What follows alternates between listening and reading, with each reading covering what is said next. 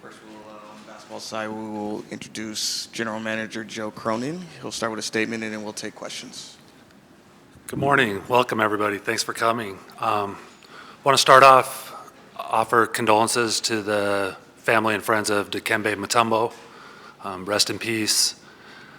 Growing up in Denver, I was lucky to see the start of his career, and I went to quite a few games, and it was such a joy to watch him play. But I think we all know the impact he's not just that he had on the game of basketball, but that he had on the world as a whole, and he'll be missed. On to the Trailblazers. Very pleased with how the offseason went. Pretty quick and smooth compared to the summer before. We basically got all of our big transactions done on draft day, getting Denny Avdia in the early afternoon and then drafting Donovan Clingan later that evening. So 2 players that we think are going to make a big impact on this team, not just in the short term, but in the very long term. Also really pleased with the work that our guys got done this off season. We try to get them together as much as possible, try to get a lot of 5-on-5 action going, just trying to do as much, developing and bonding and gelling as we could. And we've had a really productive 4 or 5 months here. So, we'll get into, I'm sure, the status of some of the guys, injury status and those kind of things. But overall, I thought it was a really, really productive offseason development-wise for our guys. We have a roster that we really like. We're happy where we are right now, but we love where we are headed. But to do that, we've got to take steps. We have a lot of talent on this roster, but a lot of it's untapped potential. There are, numerous young guys who have multiple steps they still need to take. We have a lot of veterans, if not all of them, who have at least 1, maybe 2 more good steps in them. And our challenge this season and in the short term overall is to keep developing and get these guys as good as possible. We've been working hard, throughout our time here to establish a mentality of connectivity, competitiveness, grit, high character, and we're going to continue to build on that. We know this season it's going to have its ups and downs. We like who we are, but we also know we're not ready to win at a high level yet, and we want to continue to build that foundation of prepping us for the long term so that we can have sustainable success. Ready for questions? Joe, last year you guys set out to develop, but injuries kind of derailed a lot of your plans. But what would the season look like this year? What does it need to look like for you to consider it a success, especially when the expectations are so low for you guys? Yeah. I think one thing we're really hoping to find this year, throughout this season and definitely by the end of it, is more clarity. And to your point, Aaron, last year, I don't know how much clarity we walked away with. We saw, flashes and capabilities, but we didn't see sustained production or sustained cohesion. And I think this year we need to build on that, and we need to have a better feel and understanding of what we are, what moves we need to make, what additions we need to have, what's going really well. Like, we need just more focus on what our long-term outlook is going to look like. You've been pretty candid about this being the early stages of a rebuild when you've talked to us recently. Where are you guys? Like, what you chose continuity over maybe some bigger changes this summer. Where are you, would you say, in that rebuild process? Mm-hmm. I would say we're still in the earlier stages, just because there's still so much left to prove with this group, and a lot of that's based on what your young guys are capable of and when they're going to be ready. We've heavily invested draft pick wise. The last 3 drafts was Shaden, Scoot, and now Donovan. Until those guys take steps and start playing winning basketball, we're not going to win at the level we need to. So part of it's up to them. When will you guys be ready? When will you take these next steps? And when can you really impact the game instead of just showing flashes or having a good 5-game run? On that same note, why did you value continuity this summer? 13 guys back, and Justin Minaya. Why was that the aim? Yeah. I think it's something the word connectivity, you hear from us a lot, and it's something we believe in and value. It's that, as a group, like in order to be your best, you need to be connected and you need to be on the same page and you need to gel. And part of our goal, this off season and something we were happy about was there wasn't too much turnover.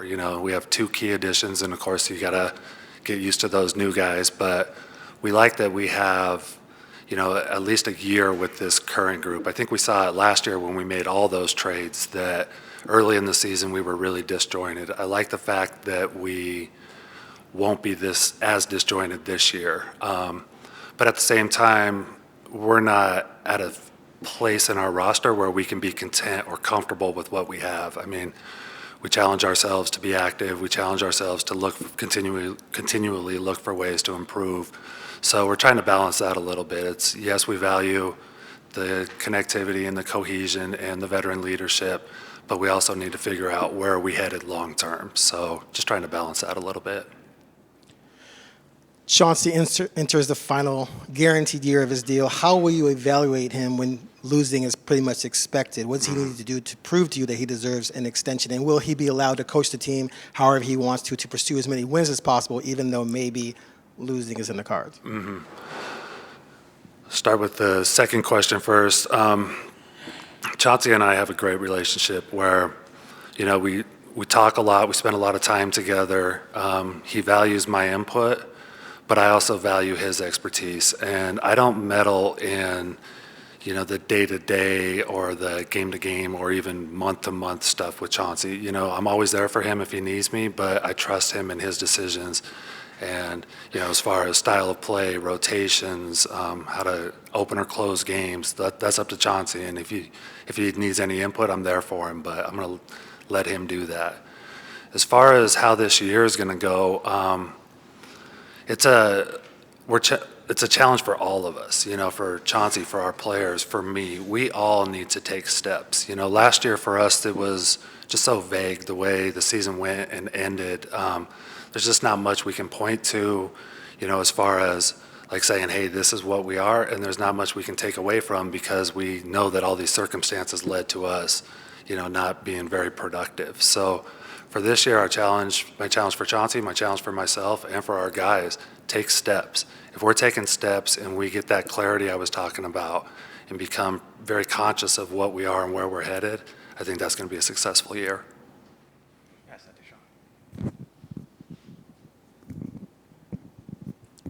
Joe, you guys didn't really do too much as far as changes after the stuff you did on draft night. How close did you get to any bigger changes later on in the summer with any kind of the other guys on the roster? Like I said, we always try to be active, or definitely more active than most. So, we're constantly talking to teams and kicking ideas around and, looking for ways to get better. I mean, you hear it from me, I think, a lot. We're not good enough yet. We need to get better.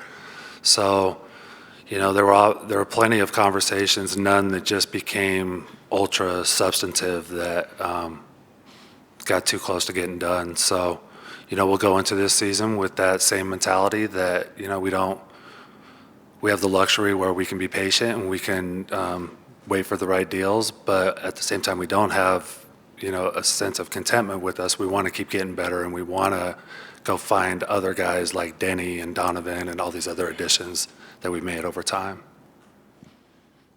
Joe, when you look at a season like this, how do you evaluate wins and losses? What are not even in the record book, but Yeah. what's a successful season look like? What are the marks? What are the kind of measuring sticks that you look for in a season like this? Heavily focused on development, not just individual development, player to player, but team development. I think obviously in this league you got to have really good players in order to win at a high level. So, how are we developing our guys to get to those levels? But at the same time, how is our team developing? How are we developing, as a unit? Style of play, what are we establishing? What are we leaning on? What is our identity in that regard? So as we look at this team and, gauge how we're doing from month to month, we're going to be looking at that. Like, what steps are we taking to move forward? Kind of on that vein, what are your conversations been like with Scoot and Shaden specifically? What are your expectations for them, and what does a successful season for both of them look like? Yep.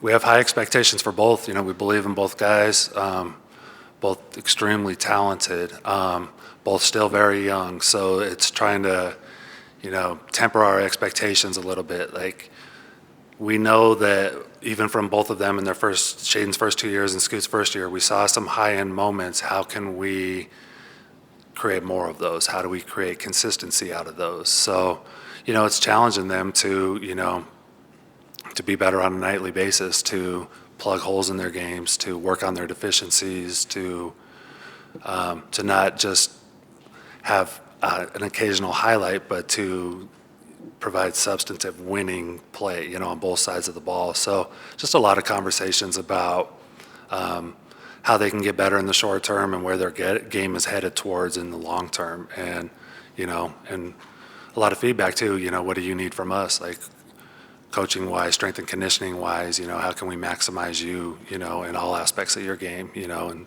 off the court as well, working on that kind of stuff. So. You mentioned the luxury of patience. What is the timeline on patience? How long can you go from sort of this, we're trying to build something, into seeing substantive progress? Yeah. We would love to win as quickly as possible. Who wouldn't in this league, right? But we're committed to doing it the right way. We don't want to skip major steps in order to lower our ceiling. So I think that's our discipline is, how committed to this rebuild can we be from a year-to-year basis, knowing that if we skip steps, we're likely not going to be quite as high level as we need to be, and trying to, again, balance that out. So I think it's something that, isn't necessarily always easy to go through, but the more patient we can be, the more intentional we can be. I think we continue to raise our ceiling by doing so. Now, that said, this is hard for us sometimes. Like, winning 20 games like we did last year was not easy. Nobody enjoyed that. Nobody looks forward to that. Like, we want to start taking steps, but we're also going to be smart about it. Joe, you've got some veterans that are maybe not quite on the timeline of Shaden and Scoot. What is the likelihood that you might have moves with some of those players, say at midseason? Mm-hmm. Time will tell. I want to just hit the ground running with these guys this year, so we'll see how things go throughout the season, and trade deadline's quite a ways away. But we're always going to be open-minded, like, we're going to look at it deal by deal and evaluate these one at a time and decide if that's a good move for us or not. We have a plan. We know what we'd like our end result to be. Sometimes we don't control that, but it's just staying open-minded and nimble, and just seeking out what's best for this team, not just in the short term, but the long term. Joe, is everybody good health-wise going into camp? Is everybody a full go? And specifically, how's Rob doing? Mm-hmm. Yeah, everybody is essentially good to go. The update on Rob is he's doing really well. He started playing 5-on-5 with us last 3 or so weeks. Not fully cleared yet as far as, like, without any restrictions or limitations, but definitely has been really active on the court, and will be, his participation level in practices will continue to ramp up. We'll start tomorrow, and maybe we'll hold him out of a few things here and there, but he's making really good progress. Otherwise, the roster is looking good health-wise. Few guys that are beat up a little bit, but nothing bad. And as far as I know, everybody's a go for tomorrow for practice. Thank you, Joe. Appreciate it. Thanks, everyone.